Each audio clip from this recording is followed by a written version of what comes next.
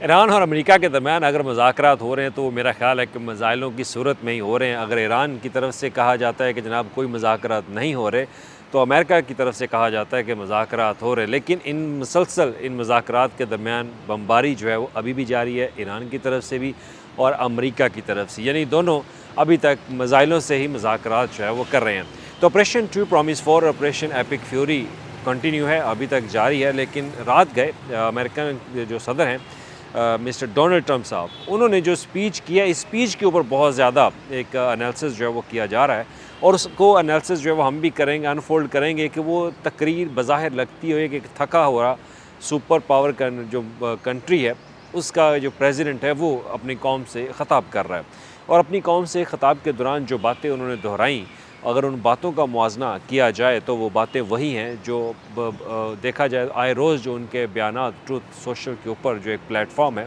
Social media का, उसके ऊपर वो बयानात जारी करते हैं। तो इसके मुख्तलिफ़ एंगल से हम इस पर एनालिसिस जो है वो आज करेंगे। तो जायज़ा लेंगे कि एक सुपर पावर कंट्री का जो सदर है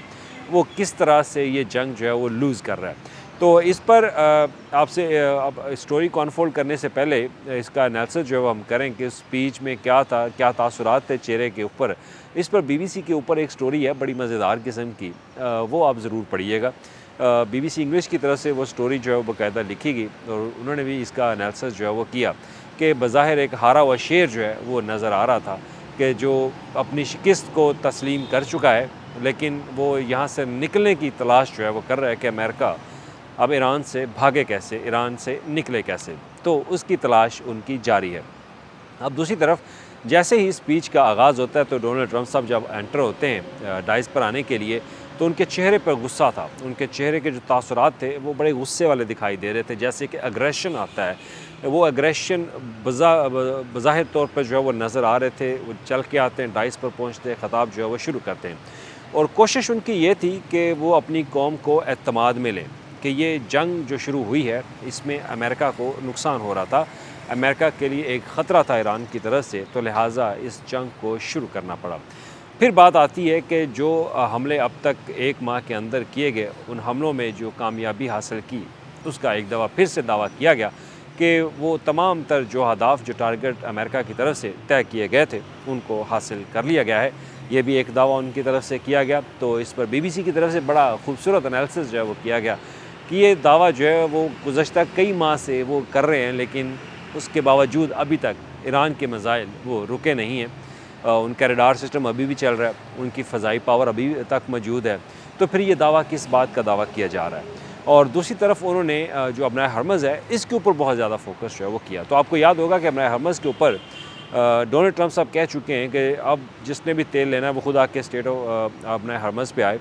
अमेरिका किसी की मदद नहीं करेगा। अगर किसी को तेल चाहिए तो अमेरिका के पास आएँ, अमेरिका से तेल ख़रीद लें। अगर नहीं अमेरिका से तेल ख़रीदना चाहते तो वो अपना हरमज़ के पास जाएँ, वहाँ पे जाके खुद जंग लड़ें और जंग लड़ने के बाद जो है वहाँ से तेल हासिल करें। तो सबसे पहली शिकस्त तो यहाँ से ही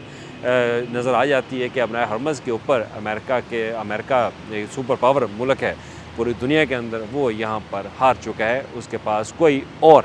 रास्ता नहीं है कि वो इस रास्ते को खुलवा सके और जो मिडल ईस्ट है या दीगर जो ममालिक इससे मुतासर हो रहे हैं उनकी मदद जो है वो कर सके। तो लिहाजा उन्होंने यही कहा कि भाई जिसको तेल लेना है वो इस मरकज़ पर ख़ुद पहुँचे और पाकिस्तान की तरह पाकिस्तान का झंडा लहराएं और यहाँ से तेल लेकर निकल जाएँ। तो लिहाजा पहली शिकस्त उन्होंने यहाँ पर अपनी जो है वो तस्लीम कर ली। और दूसरी अहम बात ये कि आए रोज़ प्रेसिडेंट साहब ये कहते थे कि जो खग जज़ीरा है उसके ऊपर हमला किया जाएगा, लेकिन इस गुफ्तगू के दौरान उन्होंने कोई जो पैरा ट्रूप्स हैं या ग्राउंड ट्रूप्स हैं उनको भेजने के हवाले से कोई बातचीत इस ख़िताब के दौरान उन्होंने नहीं की। उन्होंने एक बार भी जिक्र नहीं किया कि खग जज़ीरे के ऊपर हमला करने के लिए फ़ौज जो है वो तैयार है, फ़ौज जो है वो रवाना हो चुकी है, ऑलरेडी रवाना है, लेकिन कब भेजा जाएगा, कैसे भेजा जाएगा, कोई प्लान, कोई बात उन्होंने मुकम्मल तौर पर नहीं की। इससे बज़ाहिर लगता है कि शायद अमेरिका ये प्लान जो है वो फ़ौरी तौर पर इसको पोस्टपोन कर दे, क्योंकि आज ही वॉल स्ट्रीट जर्नल की तरफ से बाकायदा एक स्टोरी पब्लिश की जाती है जिसमें उन्होंने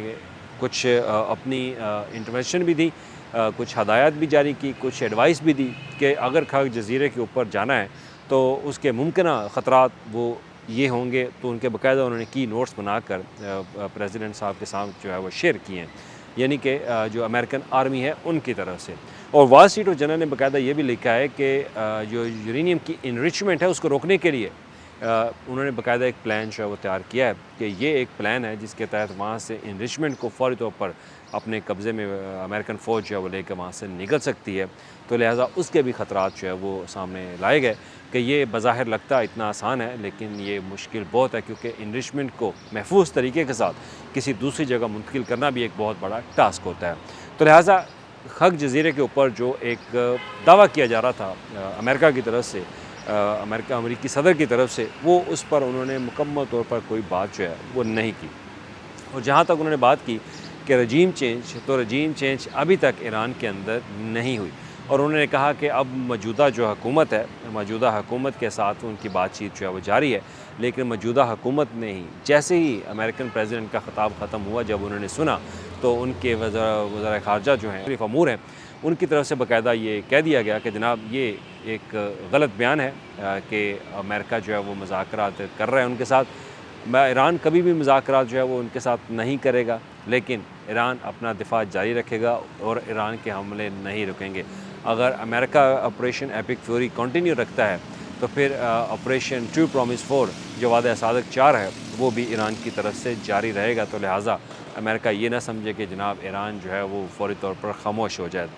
एक तरफ उन्होंने कहा कि ईरान की तरफ से सीज़ फायर की दरख्वास्त की गई, लेकिन ईरान ने कहा कि हमने तो सीज़ फायर की दरख्वास्त की नहीं। तो इस पर एक एनालिसिस जो BBC की तरफ से किया गया, उन्होंने खूबसूरत एक लाइन लिखी कि ट्रंप साहब आप चाहते हैं कि उनको वो रास्ता मिले, वो पतली गली मिले जहाँ से वो निकल जाए, लेकिन ईरान ने वो पतली गली भी उनकी बंद कर दी है। अगर आपने 300 मूवी देखी हो तो 300 मूवी के अंदर एक जो टॉप एक पॉइंट था, एक पहाड़ों के दरमियान एक खाली जगह थी, तो उस खाली जगह पे उन 300 फ़ौजियों ने, 300 जंगजुओं ने, ग्लैडिएटर्स ने बाकायदा एक कब्ज़ा जो है वो कर लिया था और किसी को इस रास्ते का नहीं पता था। लेकिन उस रास्ते पे खड़े होके उन्होंने बाकायदा जो नाक्सिस की फ़ौज थी उसको नुकसान पहुंचाया। जो उस वक़्त का बादशाह था, जो समझता था कि ये 300 फ़ौजी जो हैं ये मेरी पूजा करें, ये मेरी पैरवी करें, लेकिन उन्होंने पैरवी नहीं की, लेकिन उस फ़ौज को बहुत ज़्यादा नुकसान जो है वो पहुँचाया। तो यही स्टेट ऑफ हॉर्मज़ ईरान के जो पासदारान इनकलाब है उनका वो पॉइंट है जिससे वो अमेरिका और इसराइल को यहाँ पर तिगनी का नाच जो है वो नचाएंगे। तो दूसरी तरफ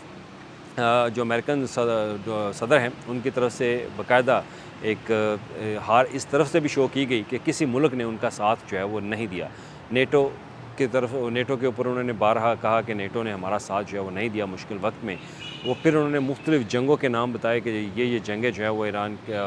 अमेरिका की तरफ से लड़ी गई और कई साल तक जारी रहीं। लेकिन दूसरी तरफ BBC के जो एनालिसिस था उसमें खूबसूरत बात ये थी कि जनाब ये तमाम तर चीज़ों को मद्देनज़र रखते हुए बज़ाहिर अमेरिका जो है वो अपनी हार तस्लीम कर चुका है, लेकिन हार तस्लीम करने के लिए उनको कोई पतली गली जो है वो नहीं मिल रही। और अगर दूसरी तरफ देखा जाए तो अमेरिका के अंदर अब जो महंगाई है, वो इन्फ्लेशन, वो अब बढ़ना शुरू हो चुकी है। और दूसरी तरफ कांग्रेस के लिए अपने आप को मजबूत ठहराना, अपनी ताकत को बढ़ाने के लिए आइंदा होने वाले को मिड टर्म इलेक्शन हो रहे हैं, तो उसमें वो कामयाब दिखाई नहीं दे रहे। तो अमेरिका उसमें भी जो डोनाल्ड ट्रंप साहब हैं उनकी इस हिकमत अमली की वजह से, नाकस हिकमत अमली की वजह से कांग्रेस को बहुत ज़्यादा नुकसान होने वाला है। और दूसरी तरफ उन्होंने कौम को एतमाद में लेने की कोशिश की, लेकिन अब ट्रंप के ख़ुद उनके जो हामी हैं वो उनके मुखालिफ हो चुके हैं। लेकिन अभी तक रास्ता तलाश करने की कोशिश की जा रही है, वो रास्ता अभी तक अमेरिका को नहीं मिला, क्योंकि उस रास्ते पर कब्ज़ा अब ईरान का है।